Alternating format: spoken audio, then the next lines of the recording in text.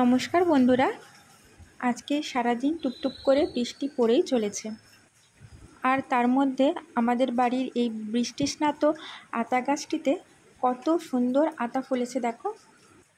এর মধ্যে কোনোটা কাঁচা আবার কোনোটা পেকে সামান্য গোলাপি আভা ধারণ করেছে। আমরা সারা বছরে এই আতা গাছটির ফল 2 থেকে 4টি খেতে পারি, বাকিগুলো বেশিরভাগই টিয়া পাখির খাদ্য।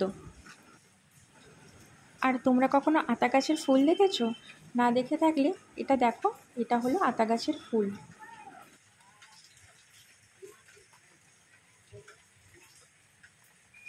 বৃষ্টির জলে ধোয়া হয়ে আতা গাছের সবুজ কচি পাতাগুলো কি সুন্দর লাগছে। তোমাদের আর কার কার বাড়িতে আতা গাছ আছে সেটা অবশ্যই কমেন্টে জানিও। ধন্যবাদ।